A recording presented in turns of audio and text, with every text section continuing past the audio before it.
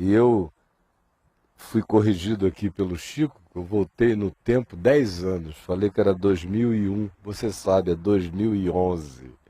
Eu quero ler em Lucas, no capítulo 9, do verso 57 a 62.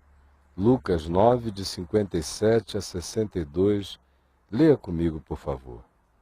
Indo eles caminho fora, alguém lhe disse: seguir-te-ei para onde quer que fores. Mas Jesus lhe respondeu: as raposas têm seus covis, e as aves do céu ninhos, mas o Filho do Homem não tem onde reclinar a cabeça. A outro disse Jesus: segue-me. Ele, porém, respondeu: permite-me ir primeiro sepultar meu pai. Mas Jesus insistiu: deixa aos mortos o sepultar os seus próprios mortos.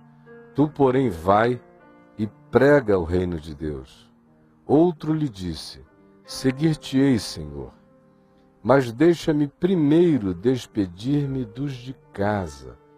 Mas Jesus lhe replicou: ninguém que, tendo posto a mão no arado, olha para trás, é apto para o reino de Deus. São 3 situações interessantes de pessoas e encontros de Jesus com indivíduos no caminho, na jornada, do mesmo modo que acontece conosco todos os dias. A grande diferença entre o que aqui se diz e o que a maioria de nós experimenta, prova no dia a dia, é a seguinte: a maioria de nós está de fato acostumada aos convites da religião. Os convites da religião dizem: venha para cá, fique aqui, não saia daqui, encontre o seu lugar e permaneça neste lugar, não saia, jamais. É um convite para você entrar em alguma coisa e ficar encaixotado dentro. Além disso, o convite da religião propõe que aquele que aceite o seu convite não tem muita coisa a fazer a não ser cumprir as regras, as normas. A primeira delas é confessar com a boca que Jesus é o Senhor, é uma confissão oral. A segunda delas é, uma vez confessado, aceitar o batismo, que é um rito. A terceira realidade é tornar-se membro de um grupo, dessa sociedade imediata, onde você passa a ter responsabilidades e privilégios. Outra é que você precisa se tornar um contribuinte financeiro para mostrar a sua fidelidade a Deus e ao grupo, sobretudo ao grupo, hoje em dia muito mais aos donos dos grupos. E ainda, a religião dá a suposta garantia de que aquele que assim fizer será um indivíduo sempre bem ranqueado, vai estar sempre com boas patentes aos olhos dos homens. Esse é o modo de ascender no grupo. E esse é um convite extremamente fácil de se aceitar. É muito mais fácil aceitar o convite da igreja do que internar-se numa organização militar, onde o cara tem que acordar cedo, tem que lavar latrinas sem saber porquê, tem que tomar conta da casa do coronel sem muita razão de ser, especialmente num país como o nosso, onde as nossas forças armadas estão muito armadas de extrema inutilidade social. Na igreja ou na religião, você tem também o privilégio de, tendo uma voz boa, cantar, aparecer como um indivíduo que pode ser descoberto, virar um cantor gospel, quem sabe. Ou se você tiver bico hábil, logo logo vão identificar sua habilidade no falar, e em sendo um jovem, você vai se tornar logo alguém chamado para as reuniões da juventude, da mocidade, para falar. se tiver um pouco mais de ousadia, vão colocar você para pregar em lugares. Se for uma igreja organizada em células, você vai ser catapultado para se tornar líder de uma delas. E aí você se torna visível e se torna percebido e ganha um status que vai desde louvores humanos em relação ao seu esforço espiritual, até mesmo aquela capacidade enorme de se tornar um centro, um polo de atração dos olhares para o bem e para o mal, depende do indivíduo. Mas tudo isso ainda nada tem a ver com Jesus nem com o Evangelho. Tem a ver com a sociedade, tem a ver com a maçonaria, tem a ver com o clube, tem a ver com esse chamado para participar e ser notado, enquanto você vai vivendo a vida dizendo, eu sou de Deus. E se perguntam a você por que você é de Deus, você vai dizer, eu sou de Deus por causa dessas coisas. Coisas essas que no Evangelho não figuram entre coisa alguma que caracterize o vínculo de alguém com Deus ou com Jesus. E aqui nós estamos exatamente no momento em que o convite de Jesus se explicita para todo ser humano, totalmente diferenciado dos convites da religião. Olha só, são 3 casos que o Evangelho de Lucas nos apresenta. No primeiro se diz, indo eles, Jesus e seus discípulos, caminho fora, alguém lhe disse, foi proposta de um ser humano que chegou e disse, seguir-te-ei para onde quer que fores. Ora, essa é a declaração das declarações. Você há de convir que a grande expectativa que o Evangelho vivo tem em relação a nós é que a gente faça declarações dessa natureza. Seguir-te-ei para onde quer que fores. Vamos dizer assim que esse é o sonho de consumo de Deus. Que alguém chegue e diga, Senhor, seguir-te-ei aonde quer que tu fores. Mas Jesus conhecia não apenas palavras, e nunca se impressionou com linguagens, nem com formulações. O Evangelho de João nos diz que ele nunca se dava a confiar às pessoas porque ele bem sabia qual era a natureza humana. E frequentemente a gente lê no Evangelho a declaração de que Jesus, sabendo pelo seu Espírito o que lhes passava no coração, retirou-se, ou foi para algum lugar, ou tomou uma decisão, porque ele não lidava com essas categorias dos códigos verbais. Ele olhava a profundidade do coração. E mesmo diante de uma declaração tão poderosa quanto esta, ele não se impressiona. Seguir-te-ei aonde quer que tu fores. Mas ele olha dentro do coração do indivíduo, lá dentrinho.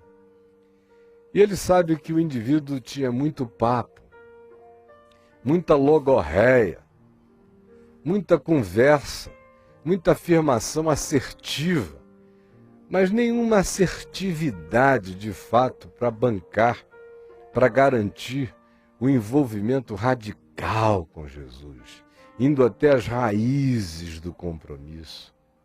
De fato, sendo homem, para, em tendo declarado aquilo, viver conforme aquela declaração. É por isso que Jesus diz, olha só meu filho, olha bem aqui para mim, as raposas têm os seus covis, as aves dos céus têm os seus ninhos, mas eu, o Filho do Homem, não tenho aonde reclinar a minha cabeça. E naquela mesma hora, o indivíduo seguiu o seu caminho. O que isso nos fala? Nos fala de gente com uma capacidade enorme de verbalizar coisas que não têm raízes equivalentes no coração. E nos fala da não impressionabilidade de Jesus em relação a essas nossas confissões bombásticas, mas que não têm raízes na nossa vida. Eis a razão porque o indivíduo não prosseguiu na jornada. Não se diz que o homem, apesar disso, tendo ouvido o que Jesus falara, continuou, ao contrário. O silêncio do texto nos faz crer que a pessoa simplesmente foi embora entristecida, porque agora, ao fazer as contas, ao avaliar, viu que de fato, provavelmente o caminho de Jesus passasse por onde ele não tivesse coragem de passar.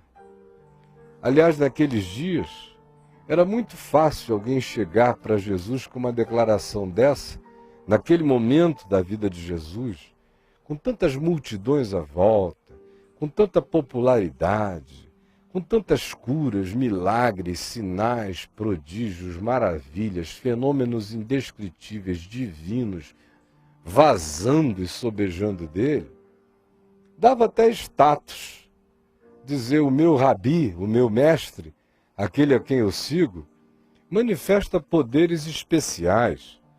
E mais, havia ainda a expectativa, não só dos discípulos de Jesus, mas muito mais enganadamente no resto da população, de que Jesus, em sendo o Messias, viesse a ser um Messias conforme a imagem e semelhança que eles tinham construído. Um Messias que, em chegando em Jerusalém, tomasse o poder, desbancasse o sinédrio, vencesse os romanos, libertasse politicamente o povo de Israel. Era um Messias à la teologia da prosperidade e libertação.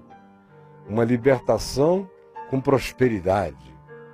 E aí, seguir-te-ei para onde quer que fores, era uma declaração que no coração do indivíduo dizia: eu vou te seguir porque eu sei que tu vais terminar muito bem. Eu vou te seguir porque eu sei que o teu caminho vai acabar num trono de glória. Eu vou te seguir porque eu quero estar incluído entre aqueles que receberem os privilégios da tua vitória. Só que tudo numa perspectiva imediata. Meses adiante, pouquinho tempo, 1 ano, 2 a mais, seria uma espera curta, mas a glória seria certa. Jesus, todavia, vem e diz: olhe bem para mim. As raposas estão numa situação muito melhor do que eu, do seu ponto de vista, porque elas pelo menos têm suas próprias covas, nas quais elas urinam, defecam, marcam território e expulsam o inimigo, mas eles têm a sua própria cova e lugar de estar. E as aves dos céus têm os seus ninhos. Ninhos na mesma árvore, no mesmo canto, é um lugar de propriedade delas, onde elas espantam as outras aves, os outros inimigos. Ali é a propriedade privada, o ninho. Mas eu, o Filho do Homem, não tenho nada disso. Não estou prometendo nada disso.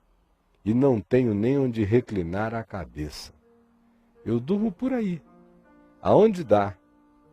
Aonde o sono chega, aonde tem um abrigo, uma cova, uma árvore, um cantinho para eu me reclinar, eu deito. Mas não tenho um travesseiro, não tenho um quarto, não tenho segurança de natureza nenhuma. É isso mesmo que você quer? E aí o Evangelho silencia, porque silencioso foi o retirar do indivíduo.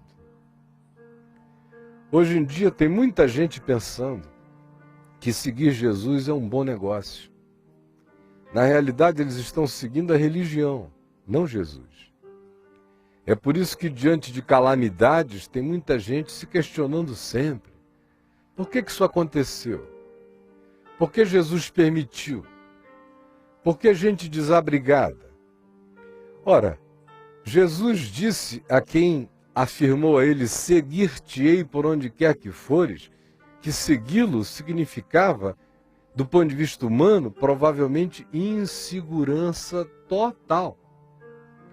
Nenhuma promessa de palácios, nenhuma promessa de casas espetaculosas, nem segurança do ponto de vista humano, ao contrário.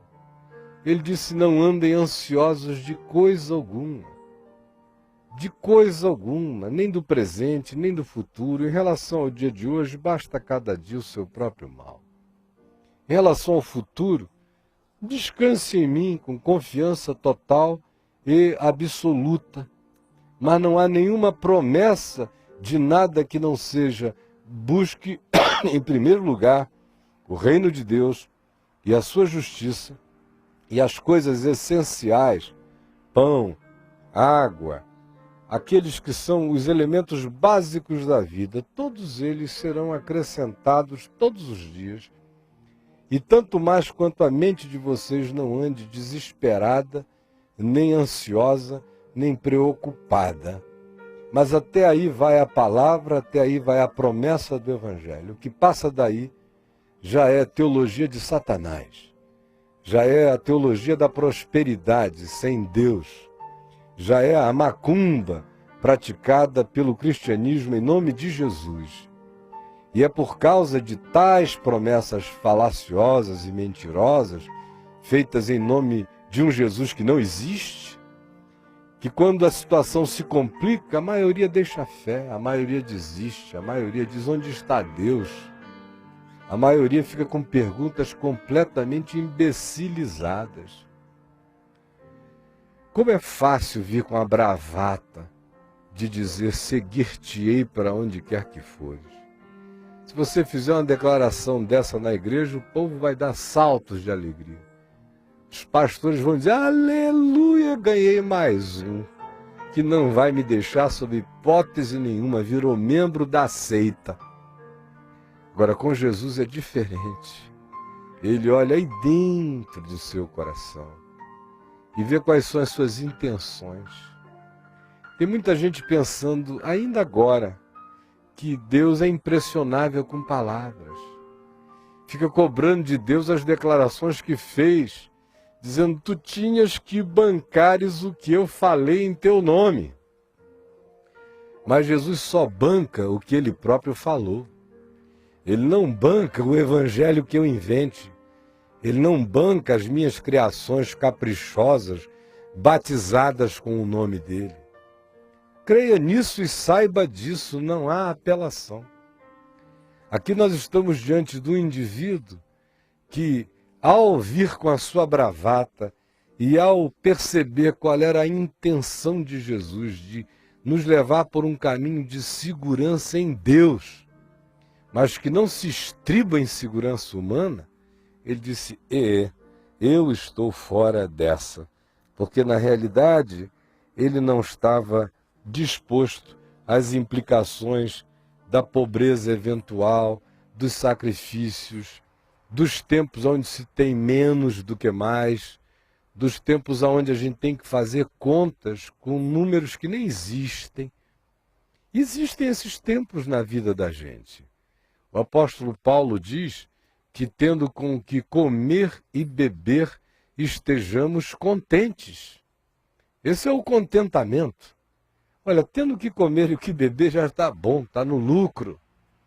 Mas as promessas que são feitas a nós hoje pelos homens são todas de Taj Mahal, de empresas, de bons negócios, de prosperidade diversa que nos vai alcançar, de segurança de que nem mal orgânico nos atingirá, de que nós sempre estaremos como cabeça e nunca como cauda na vida.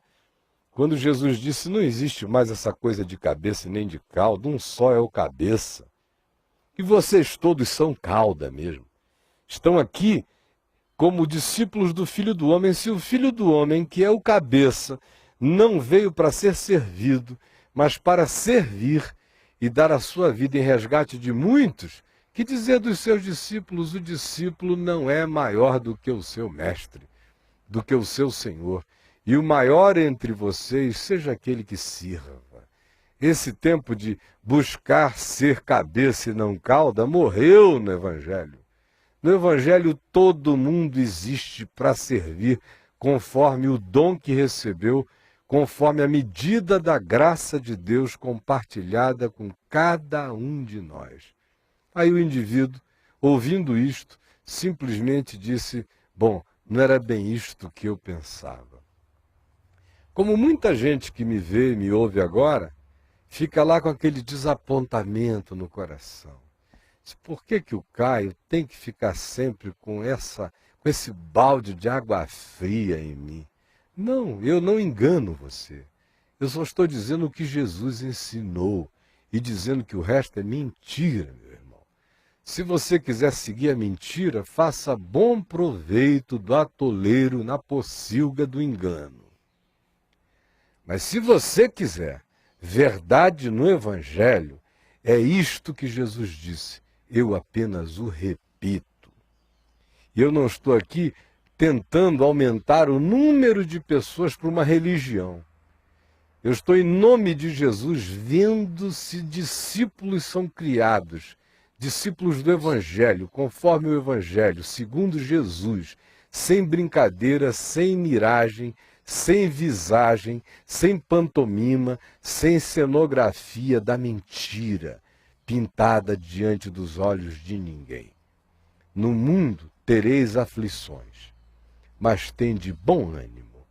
Eu venci o mundo. Essa é a promessa.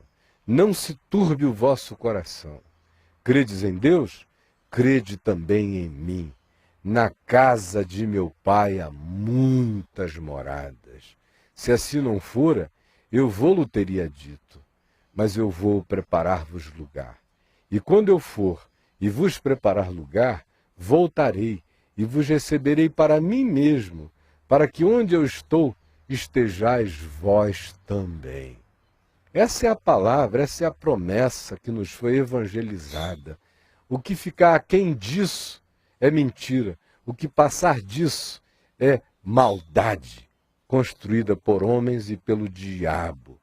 E o apóstolo Paulo disse que a minha atitude diante do que ficar aquém ou for além do Evangelho é considerar isso maldição, engano na existência, realidade falsificada, com a qual eu não tenho que ter absolutamente nada a ver. O segundo indivíduo que aparece nessa sequência é um a quem Jesus convida. No verso 59 se diz, a outro disse Jesus. No primeiro caso, a pessoa veio e disse, seguir-te-ei para onde quer que tu fores. No segundo caso, Jesus olha o indivíduo, vê nele potencial e diz, segue-me. Ele, porém, respondeu, permite-me ir primeiro sepultar meu pai.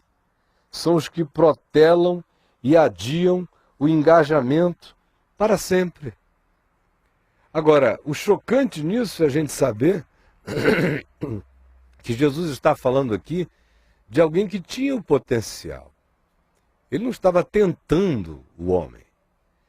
Se ele visse, como no primeiro caso, que o indivíduo não iria bancar a história, ele já avisa logo. Mas ele vê alguém que tem tudo para seguir. Como há pessoas que têm um recurso interior enorme, têm todos os meios humanamente disponibilizados para irem. Tem a inteligência, tem a disposição, tem a energia, tem um monte de coisa, só falta decisão. E a decisão, nesse caso aqui, tinha a ver com uma libertação de natureza afetiva do ninho e do conforto familiar. O homem, quando disse, deixa-me primeiro sepultar meu pai, não é porque o pai do moço tivesse acabado de morrer, estivesse no primeiro dia da morte, nos preparativos para o enterro.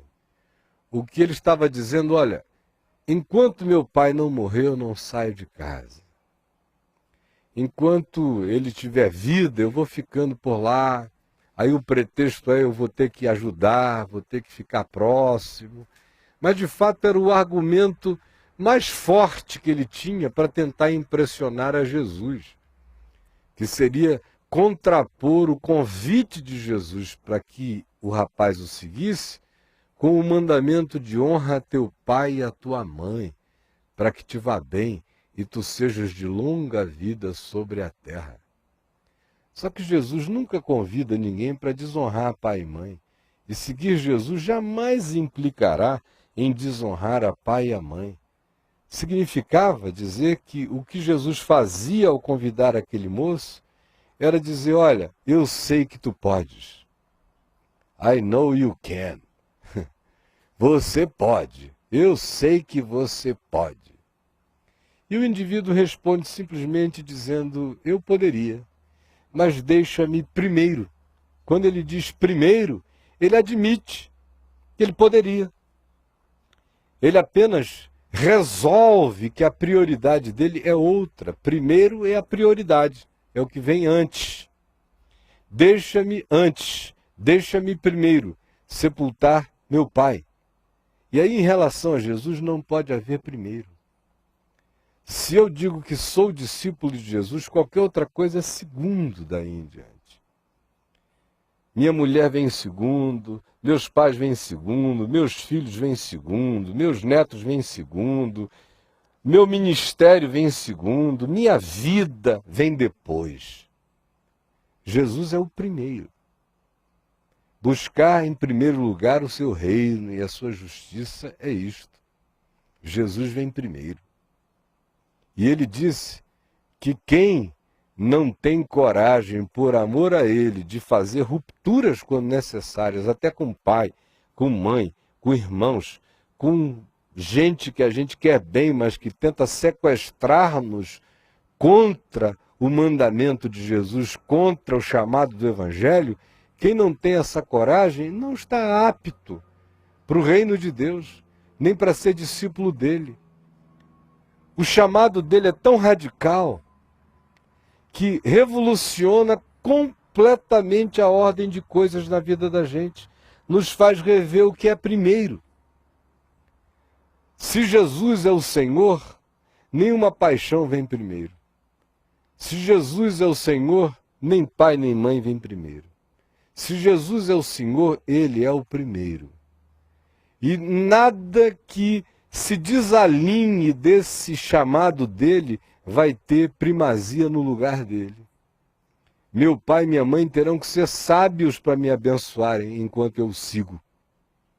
Minha mulher terá que ser sábia para me abençoar enquanto eu faço a vontade dele. Meus filhos terão que ser sábios para se alegrarem com o privilégio de terem um pai que anda segundo a vontade de Deus. Não existe primeiro quando eu digo eu sou de Jesus.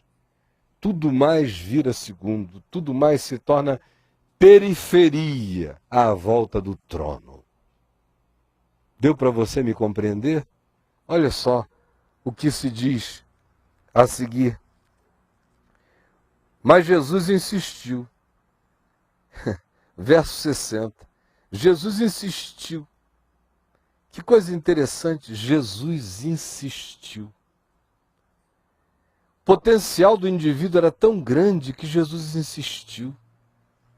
Deixa aos mortos o sepultar os seus próprios mortos. Tu, porém, vai e prega o reino de Deus. Jesus insistiu. Insistiu, mas a insistência dele não significou nada. O indivíduo tinha tudo o que se precisava para cumprir a missão de ser em Deus e de viver para Deus e de se dar de maneira concreta e prática a Jesus, a causa do Evangelho e do reino de Deus neste mundo. Daí Jesus ter chamado, daí Jesus ter insistido. Mas mesmo assim, nada moveu o indivíduo daquele lugar. É trágica a situação da pessoa que tem todos os meios humanos, talentos, dons, recursos, inteligência, energia, saúde, tem tudo. mas de fato tem uma mente organizada pelo capricho. Gosta de Jesus, acha legal, acha bonito, acha lindo, mas diz, para mim é um pouco too much, é um pouco demais. Eu quero abençoá-la à distância, se precisar eu contribuo, mando uma grana, se precisar de alguma ajuda, estou por aqui, mas nada mais radical do que isso. O indivíduo ideal para ser pastor na religião é esse aqui. Para ganhar um bom salário, para ficar lá com sua segurança, e com o argumento sempre de que está fazendo essas coisas, não se mobiliza para nada, está sempre ali, querendo se enraizar nos lugares e não no coração de Deus, com os argumentos e os álibis das melhores afetividades. É por causa da minha mulher, é por causa dos meus filhos, é por causa do meu pai, é por causa da segurança, é por causa do que eu ganho, é porque eu não posso diminuir a renda familiar. São todos argumentos que a gente tem, mas que não colam. Não colam. Especialmente quando Deus olha e vê que Ele te deu tudo, para você explodir na graça dEle. Mas, infelizmente, as paixões, os confortos, as seguranças, as covardias, disfarçadas de bondade e de expressões de existência legal, vão fazendo você se tornar esse indivíduo que diz, Senhor, quando não tiver mais compromisso nenhum aqui ao meu lado, então eu te seguirei. Deixa-me primeiro cuidar das minhas coisas. E Jesus insiste mais uma vez. Olha, meu filho, deixa que aqueles que não enxergaram ainda o reino cuidem dos que estejam morrendo, sepultando corpos. Eu estou convidando você para olhar o invisível e fazer de você não um coveiro da vida, mas um ressuscitador de espíritos, um pregador do evangelho da ressurreição. Mas nem isso foi o bastante, como para muitos que me veem agora, eles apenas ouvem e dizem, puxa vida, eu admito no meu coração que eu não tenho essa disposição, mas ainda tenho aquela esperança de ser salvo pelo fogo. Vou fazer a melhor parte que eu puder na igreja, na religião, porque Deus vai me ver, vai me olhar, mas nada tão radical demais, não é? Aí vem um terceiro caso, que diz o verso 61, que outra pessoa nesse mesmo caminho, nessa mesma trajetória, disse a Jesus, seguir-te-ei, Senhor, mas deixa-me primeiro despedir-me dos de casa. Seguir-te-ei. Talvez o cara já tivesse ouvido a bravata do primeiro, seguir-te-ei aonde quer que fores. Bom, vai ver que a gente não pode dizer onde quer que fores, porque as aves dos céus têm os seus ninhos, as raposas os seus covis, mas os filhos do homem não têm onde reclinar a cabeça. Vai ver que ele não gosta de coisa muito exagerada. Já tivesse ouvido o convite dele a outro, a quem ele disse, segue-me, e o rapaz disse, seguir-te-ei. Mas deixa-me primeiro sepultar o meu pai. E já tivesse ouvido Jesus dizer, deixa aos mortos o sepultarem os seus próprios mortos. Então ele vem com uma adversativa, uma tese de equilíbrio, segundo ele próprio. Seguir-te-ei, Senhor. Seguir-te-ei, Senhor, mas deixa-me primeiro despedir-me dos de casa. No caso daquele que disse, deixa-me primeiro sepultar meu pai, era obviamente um casuísmo. Estava brincando com as palavras, criando um álibi, como eu expliquei anteriormente, de uma afetividade incontestável pelo mandamento, honra teu pai e tua mãe. Ou no primeiro caso, ele tivesse pensado, foi o excesso, foi a bravata, então eu vou ficar aqui no meio, nem tanto ao mar, nem tanto à terra, caminho do meio. Seguir-te-ei, Senhor, tirou onde quer que fores. E também não disse, deixa-me primeiro sepultar meu pai, porque ele disse, ele não é otário, papai não está morto. O outro cara estava dizendo, ó, quando meu pai morrer, então eu te seguirei, isso poderia levar anos, eu vou ficar no meio do caminho. Deixa-me primeiro sepultar, ou deixa-me primeiro despedir-me dos da minha própria casa. Parece uma proposta extremamente equilibrada, razoável, ponderada. Nada contra. O único problema é o ardil mental, é a construção, é o engano, é a tentativa de fazer o game com Deus, com Jesus. É essa ponderação perversa. Porque ele nem precisava ter dito isso. Simplesmente tivesse andado com Jesus, ele ia ter tempo natural de ir em casa, voltar em casa, se despedir dos de casa, beijar os de casa, voltar para casa tantas vezes quisesse. Como aconteceu com Pedro, com os outros tantos que seguiram a Jesus e voltaram para casa muitas vezes. Já Cafarnaum, a sogra de Pedro foi curada. Ele, obviamente, já não era mais um cara preso à geografia. Ele andava, especialmente naqueles 3 anos, foi uma grande mobilidade, mas eles voltavam. Mas esse assunto nunca existiu. Jesus nunca puxou esse assunto. Segue-me e não te despede dos de casa. Segue-me e quando teu pai morrer, nem para isso tu terás tempo de vir para o sepultamento. Isso nunca foi um assunto de Deus. É um assunto do homem querendo conversa fiada. Aí vem esse cara com essa ponderaçãozinha perversa. E é isso aqui que mata. É quando a gente acha, como diz o Salmo, que é possível guardar coisas profundas no coração, escondidas de Deus. Como se houvesse um recôndito impenetrável. Ele diz, deixa eu criar minha própria ponderação, a minha teologia de discipulado. É muito mais equilibrada.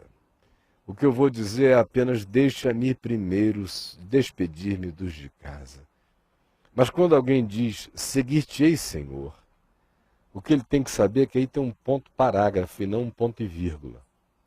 Nenhuma vírgula, nenhum travessão, nenhuma continuidade. É ponto parágrafo, com exclamação.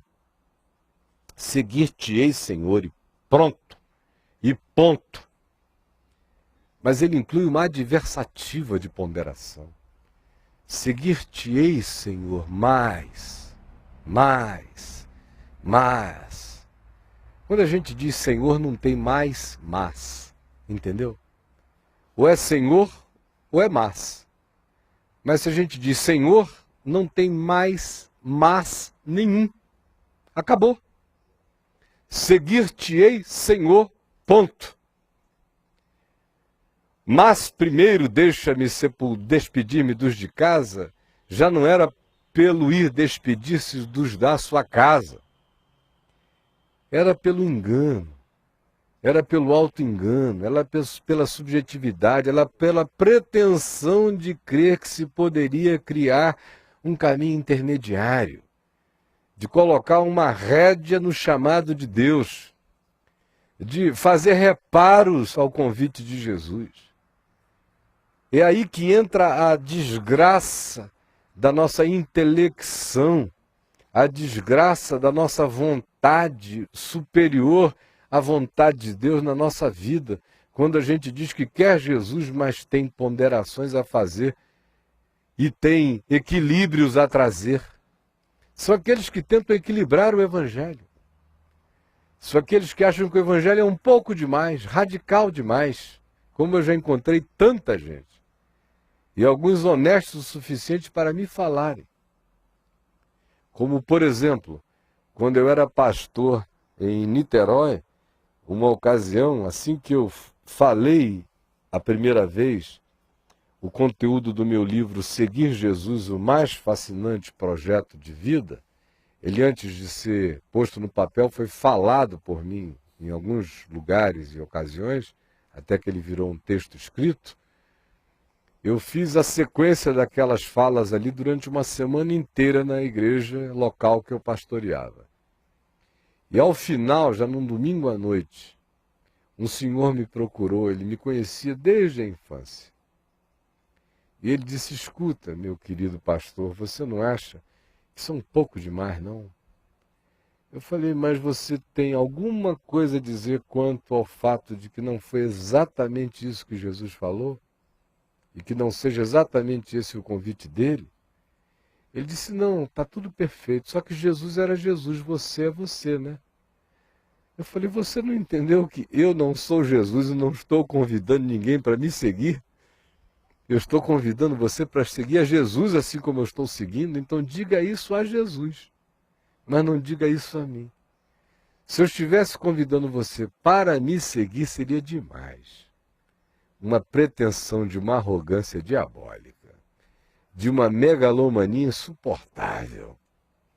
Mas não é a mim que eu convido você para seguir. Eu estou tentando me colocar sob o jugo desse convite, sem arredar o pé. Veja você o que você fará com o convite de Jesus, porque esse convite não vem de mim, não procede de mim, não é meu e não é para me seguir. Hoje, você que me vê aí, talvez seja um desses que não entenderam ainda a urgência dessa história toda. Como eu disse há pouco, não há absolutamente nada errado em sepultar o pai, a mãe, em estar em algum lugar e alguém dizer, olha, seu pai não está bem de saúde. Ao contrário, se alguém não cuida dos seus, especialmente dos da sua própria casa, tem negado a fé e é pior do que o incrédulo, é o que também nos ensina a palavra de Deus. Não há nada errado, ao contrário, é certo e despedir-se dos de casa, dizer, olha, estou indo. Não sei quando eu volto, mas vocês podem me contactar desse jeito, desse modo. E em havendo qualquer necessidade, eu farei de tudo para estar aqui. Esse é o correto.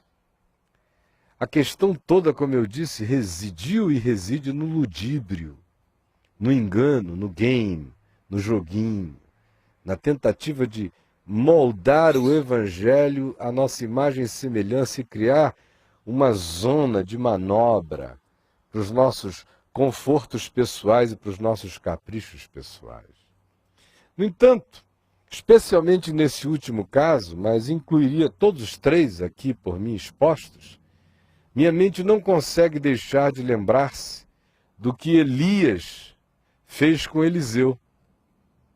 Aliás, hoje de manhã, foi essa a palavra que me veio fortemente ao coração.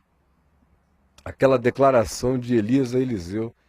Tu já sabes o que eu fiz contigo. Tu já sabes o que eu fiz contigo.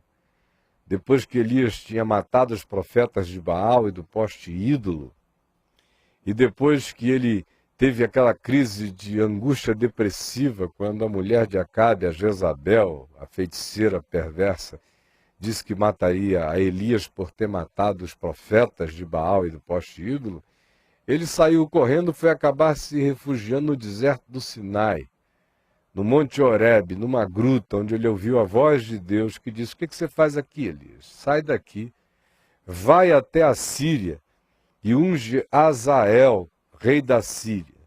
Vai até Israel, rei no norte, e unge Jeú, rei no lugar de Acabe. E continua andando e tu vais encontrar a Eliseu. Unge Eliseu, profeta, em teu lugar. Quem escapar à espada de Azael, não sobreviverá a de Jeú. E se alguém escapar à espada de Jeú, não sobreviverá à espada de Eliseu. Aí o Elias saiu e encontrou Eliseu, filho de Safate, de Maalá. E o texto diz lá, no primeiro livro de Reis, que quando Elias viu a Eliseu, Eliseu vinha com 12 juntas de boi arando diante dele, no meio do trabalho. Juntas de bois, arando a terra. E Eliseu segurando ali o trabalho inteiro quando veio Elias e o chamou. E disse, olha, vem comigo, segue-me. E Eliseu disse, deixa-me então ir primeiro em casa, despedir-me dos meus. E o Elias disse, vai e volta, porque tu já sabes o que eu fiz contigo. Porque tu já sabes o que eu fiz contigo. Jesus estava aqui dizendo que o chamado dele era infinitamente mais radical do que o de Elias. E em segundo lugar, ele também estava ensinando que o que Eliseu propôs não foi nenhum tipo de jogo, nem de game. Não havia nenhum ludíbrio, não havia nenhuma tentativa de criar uma reserva técnica para equilibrar o chamado conforme o prazer pessoal do indivíduo. E Elias disse, vai e volta, eu vou esperar.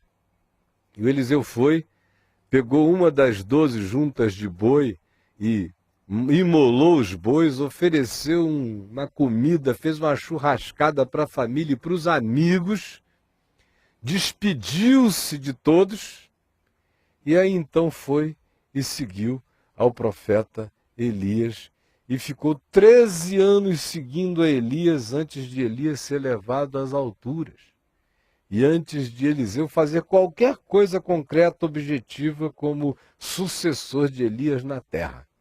13 anos de silêncio, só seguindo a Elias. Jesus disse, olha, em outras palavras, eis aqui está quem é maior do que Elias. E o chamado de Elias era ainda para se carregar uma espada. O meu chamado é para que se pregue com a espada que sai da boca o evangelho do reino de Deus. E eu sou maior do que Elias. E no coração de Eliseu não havia ludíbrio. Ele queria só um tempinho mesmo. E o tempinho ele teve, mais 13 anos para melhor se preparar. Agora não venha para mim com nenhuma forma de tentativa de me equilibrar. Eu quero perguntar uma coisa a você. Você tem tentado equilibrar o evangelho na sua vida? Você tem feito ardis interiores e psicológicos para que o evangelho fique mais palatável, fique mais light? Quando eu comecei a pregar a palavra nessa segunda fase da minha vida, significando dizer do ano 2000, 2001 para cá, outra vez, depois de estar pregando há 30 anos, desde os 18 anos de idade, muita gente chegou dizendo, o Caio agora está pregando o evangelho light. Bobinhos. Zero são vocês, cocas zeros. Não é nem coca light, vocês são coca zero. Light é essa coisa que pregam lá na sua igreja. Dizem que se você puser dinheiro, você está garantido. Se você virar cantora gospel no palco da igreja, ou cantor, ou membro do coral, você está garantido. Se você for batizado com água ou em água, seja lá como você queira, você está garantido. Light, zero para você, meu irmão. O negócio aqui não tem arranjos. Eu não estou aqui para equilibrar o evangelho na minha vida. Eu estou aqui para equilibrar a minha vida no evangelho. Eu não estou aqui desejoso de diminuir ou suprimir ou tirar nada do evangelho. Meu único desejo é um só. Senhor, me insere no evangelho segundo a tua vontade. Quem não entendeu isso é porque o Deus deste século cegou o entendimento dos incrédulos para que eles não deem crédito no evangelho, para que não sejam salvos pela verdade. Esta é a palavra de Jesus nesta manhã. Sem rodeios, sem acréscimos. Agora decida você. Quem você tem sido nessa história toda? Você é daqueles que ficam tentando equilibrar o evangelho na sua vida? Ou você é aquele que quer equilibrar a sua vida segundo o evangelho? Você é daqueles que pararam de ler o evangelho e ficam agora só com os livros, as doutrinas da igreja? Esse é um sinal de que você tenta equilibrar o evangelho na sua vida. Porque aquele que de fato quer equilibrar sua vida no evangelho, não faz perguntas, não diz, Senhor, deixa-me primeiro, deixa-me antes, seguir-te-ei mas. Nada disso existe quando a gente simplesmente diz, eu sou, eu quero, eu vou. Aí tudo mais acontece, porque Jesus não veio para separar marido e mulher, a menos que o marido seja um diabo. Aí a palavra de Deus diz, fique livre. A menos que a mulher seja uma megera perversa. Ou se não houver amor entre vocês, porque em não havendo amor, nada aproveita, nada é verdade. Mas do contrário, não há nenhum convite no Evangelho para quebrar vínculos verdadeiros, amorosos, sinceros. Não há nenhum tipo de intransigência no Evangelho contra a naturalidade do curso da existência. Agora existe uma intransigência total no Evangelho, quanto ao ludíbrio, ao engano, à falaciosidade, à vontade de arranjar escaninhos e lugares secretos onde a gente pensa que Deus não penetra. Aí a gente bate na rocha. Aí a gente dá de testa na esquina, pá, e fica com marcas perenes, como eu tenho aqui, ó. Cacetada de uma quina, de parede, com 6 anos de idade, nunca saiu da minha testa. Tá! Aí, meu amigo, é pular de cabeça na ponta da espada. Não brinque disso. E nesses dias tão graves, mais do que nunca, é isso que eu tenho a dizer. Não tente equilibrar o Evangelho na sua vida. O chamado é para que nós equilibremos a nossa vida no Evangelho. Portanto, não existe nada que venha primeiro. Não existe nada para se interpor. Não existe nenhuma ponderação a ser feita. Só existe um chamado, um convite. E a resposta é, eu estou aqui, Senhor. Sem acréscimos, sem questões, sem ponderações, sem qualquer reparos a supostos exageros divinos. Você me compreendeu? Vamos orar então juntos. Vamos. E o meu convite a você é para que você se curve diante de Jesus. Para que você reveja toda a sua vida e aquilo que vem primeiro. Quem vem primeiro? O que é primeiro? O que é mais importante mesmo? Pare de se enganar. Pare de fazer de conta. O que vem primeiro? O que vem primeiro? E ouça os ecos da voz de Elias a Eliseu. Tu sabes o que eu te fiz. Senhor Jesus, eu sei o que tu me fizeste. Eu conheço o privilégio e a responsabilidade. Eu sei que nada mais vem primeiro. Ninguém vem em primeiro lugar. Eu sei que todos os meus amores foram secundados. Eu sei que todo e qualquer capricho caiu por terra. Eu sei que nem pai, nem mãe, nem esposa, nem filhos, nem irmãos, nem amigos, ninguém vem primeiro. Nem os netinhos preciosos, ninguém vem primeiro. Tu és o primeiro. E se ninguém entender, que eles saibam então que tu és o único. O único. O único. Se eles não quiserem vir em segundo, viverão para assistir o fato de que tu és não só o primeiro, tu és o único. Eu quero te pedir, Jesus, por todo aquele que ouve e vê nesta manhã, ou tarde, ou noite, em volta deste planeta, e rogar que as desculpas acabem.